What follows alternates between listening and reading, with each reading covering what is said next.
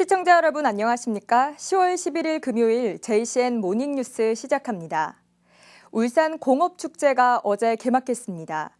2014 울산 공업축제는 당신은 위대한 울산 사람입니다라는 슬로건을 걸고 특히 울산 공업도시의 정체성에 초점을 맞추고 있는데요. 축제는 행사의 백미라고 할 퍼레이드 행사를 시작으로 오는 13일까지 이어집니다. 전우수 기자가 보도합니다. 2024 울산 공업축제가 시작됐습니다. 35년 만에 부활했던 지난해 행사에 이어 올해는 초창기 공업축제 시계탑 사거리가 공업탑에 재현되는 등 울산 정체성 찾기에 행사의 무게가 실렸습니다. 공업축제는 제1회 공업축제 상징물이 재현된 공업탑에서 출정식과 함께 시작됐습니다. 김득영 울산시장은 과거 울산의 영광을 되새기고 위대한 울산의 미래를 여는 신울산 선언문을 낭독하는 것으로 그 출발을 알렸습니다. 퍼레이드는 롯데마트 사거리를 거쳐 시청 사거리까지 총 1.2km 구간에서 1시간 30여 분간 진행됐습니다. 현대자동차, HD현대중공업 등 울산의 대표 기업과 울산시와 구군을 상징하는 캐릭터 차량들 그리고 시민들이 뒤를 따랐습니다. 길가에 길게 늘어선 시민들도 환호하며 축제의 시작을 함께했습니다. 이에 앞서 태화강 둔치에는 옛 정치를 느끼게 하는 다양한 체험 프로그램으로 구성된 9988 행사와 각종 전시 행사장 그리고 먹거리 행사에 참여한 시민들의 발길로 붐볐습니다. 볼거리도 많고 신기한 것도 많고 이제 어릴 때 해본 것도 해볼 수 있으니까 좋아요. 이 정크가 쓰레기를 활용한다는 아이디어도 좋고 뭔가 생각지 못했는데 되게 마음에 드네요. 이번 축제는 공업도시 울산을 재현한 다양한 컨셉의 볼거리와 즐길거리, 먹거리 행사가 오는 일요일까지 이어집니다. 2024 공업축제는 퍼레이드와 화려한 개막식에 이어 13일까지 다양한 공연과 전시 체험 행사 등 다채로운 프로그램들로 채워져 있습니다. 폐자원을 활용한 징크아트, 그리고 더른소, 불꽃축제, 낙화축제 등 풍성한 축제로 준비했습니다. 이번 주말 울산을 많이 찾아와 주시기 바랍니다. 특히 13일까지 이어지게 될 프로그램 중 공연 행사는 남구 둔치와 야외 공연장, 일산 해수욕장 등에서 웃으면 복이 와요, 울산 직장 가수왕 왕중왕전, 청소년 가요제, 소림사 무술 공연, 울산 펫 페스티벌 등 모두 21개 프로그램이 준비되어 있습니다. 또 남구 둔치 등에는 올해 처음 선보이는 정크아트를 비롯해 울산 미래박람회, 문화원 체험 부스, 9988 체험 프로그램 그리고 먹거리 쉼터와 슬고래 마당이 행사 기간 내내 방문객들을 맞습니다. 울산 공업축제는 오는 13일 일산 해수욕장에서 4만 발의 불꽃놀이와 1000대의 드론을 활용한 드론쇼로 구성된 폐막식을 끝으로 막을 내립니다. JCN 뉴스 전우수입니다. 울산시 해외자매 우호도시 대표단이 2024년 울산 공업축제를 관람하고 축하하기 위해 어제부터 12일까지 4일간 울산을 방문했습니다. 이번에 울산을 방문한 대표단은 중국 창춘시, 우시시, 옌타이시, 허난성과 일본 구마모토시, 시모노세키시의 지방정부와 기업 관계자, 미국 휴스턴시 한인회 관계자 등 세계국 7개 도시 80여 명입니다. 이들은 지난 9일 입국해 어제 울산시가 주재하는 환영 리셉션에 참석한 후 공업축제 개막식을 관람했으며 축제 기간 동안 축제 행사장과 현대중공업, 현대자동차 등 주요 기업들도 둘러볼 예정입니다. 울산시는 어제와 오늘 이틀간 2024년 전국 소셜미디어 기자단 초청 팸투어를 개최합니다. 이번 팸투어는 울산의 지역축제와 관광명소를 널리 홍보하기 위한 것으로 특히 어제부터 열리는 울산 공업축제 홍보에 집중될 예정입니다. 이들은 울산 공업축제 거리 퍼레이드 관람 등 공업축제 행사장 곳곳을 둘러보는 한편 2028년 국제정원 박람회 개최지인 태화강 국가정원과 유네스코 세계문화유산 지정을 추진 중인 천절리 명문과 암각화 현장을 방문할 예정입니다. 울산에서도 지역에 특화된 스마트 물류사업 발굴이 시급하다는 주장이 제기됐습니다.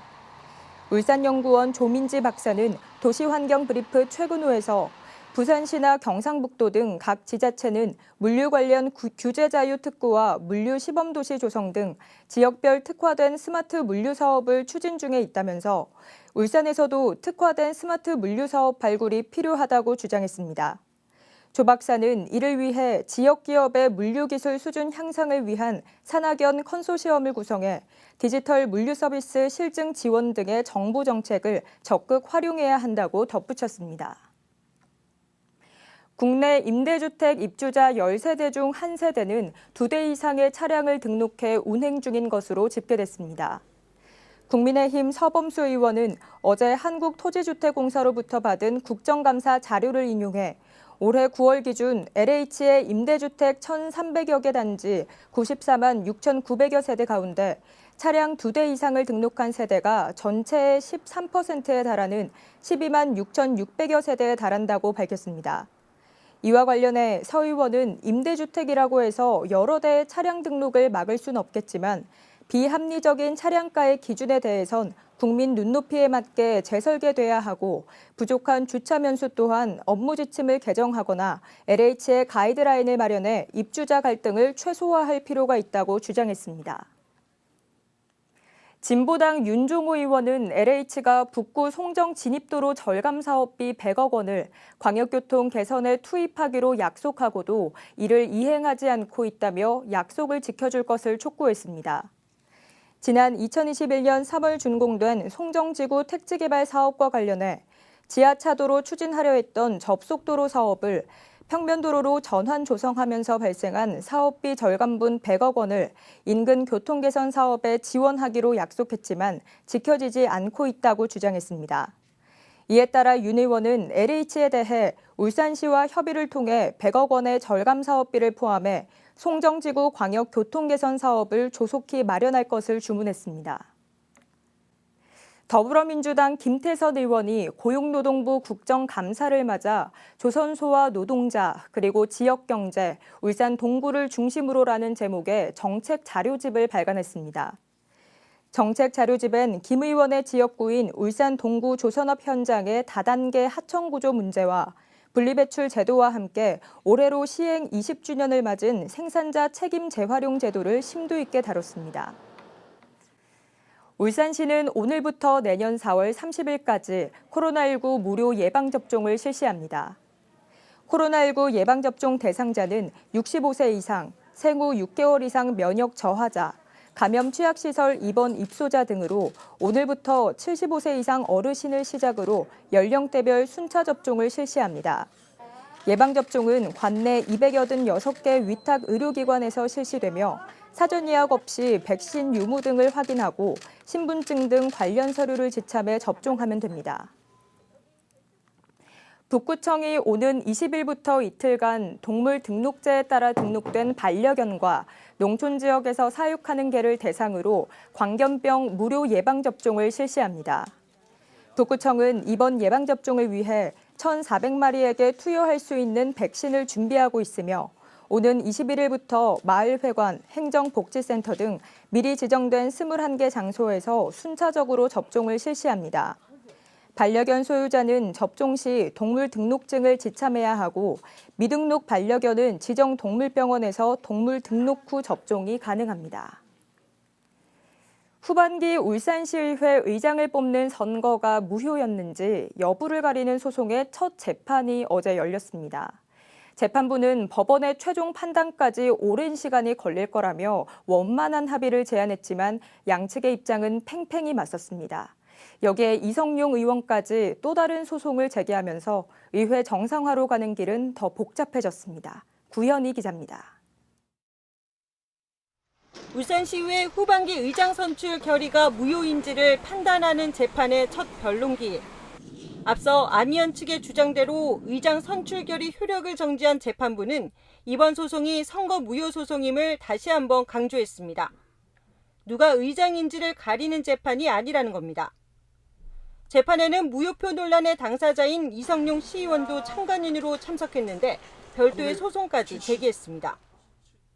법원이 내린 의장 선출 결의 효력 정지를 취소해달라는 소송과 자신의 의장 사임서 반려를 취소해달라는 두 가지 소송입니다.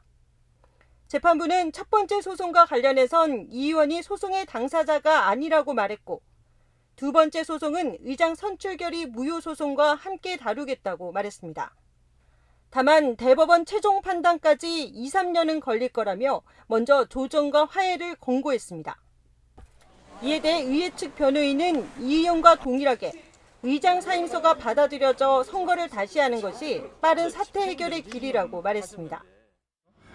사임을 받아주고 재선출을 통해서 의회 정상화가 시급하게 될 수 있도록 피고 참가인은 당연히 그걸 받아들이고 있기 때문에 원고 측에서도 그 부분을 받아들이면 가장 빠른 길이 아닐까 하는 생각을 했습니다.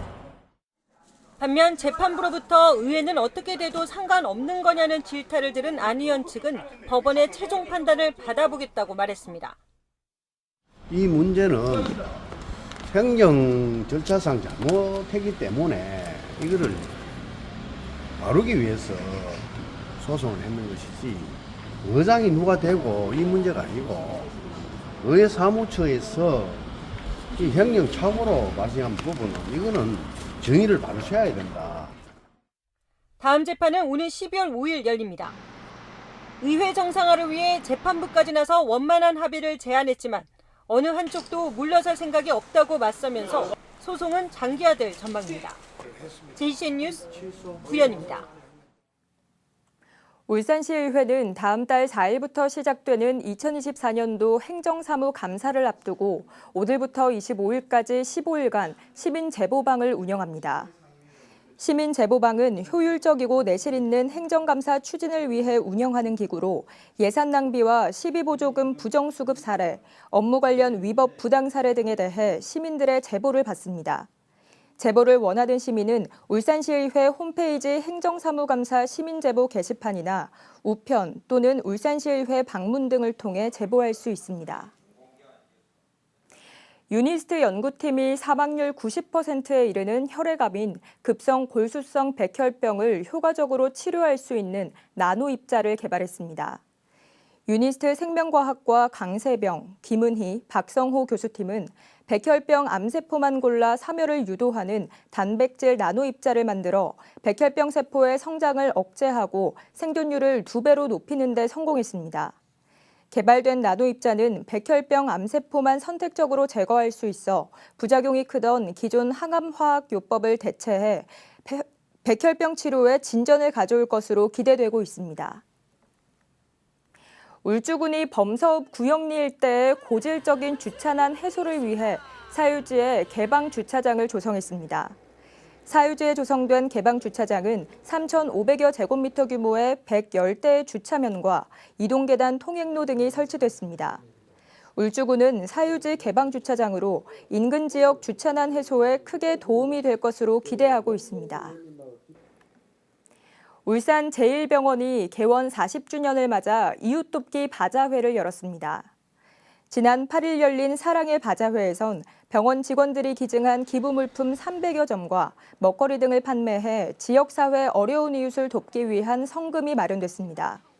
울산 제1병원은 바자회 판매 수익금 전액을 불우이웃 돕기 성금으로 기부할 예정이며 남은 물건들은 사회단체와 시설 등에 기증할 계획입니다. 울산 남구 시공삼구역 주민들이 어제 남구청 앞에서 재건축 사업의 공정한 진행을 촉구하는 집회를 열었습니다. 주민들은 신정동 시공삼구역 재개발 사업이 추진위원회와 D개발사의 불공정한 방식으로 진행되고 있다고 주장했습니다. 이어 남구청은 이번 사태의 심각성을 인지하고 올바른 행정 기준에 따라 철저한 관리와 감독을 해야 한다고 요구했습니다. 전국 소방본부별 화재안전조사 결과 행정조치가 이루어져야 할 불량 대상물의 비율이 전국에서 울산이 가장 높다는 조사 결과가 나왔습니다. 행정안전위원회 소속 기본소득당 용혜인 의원이 소방청으로부터 제출받은 화재안전조사 실시 현황에 따르면 울산의 지난해 화재안전 불량률은 37.3%로 전국에서 가장 높았습니다. 울산의 화재안전조사 불량률은 지난 2022년에도 전국에서 가장 높았습니다. 울산시 보건환경연구원이 지난 1월부터 9월까지 농수산물과 가공식품에 대한 방사능 검사를 실시한 결과 모든 시료에서 방사능이 검출되지 않은 것으로 나타났습니다.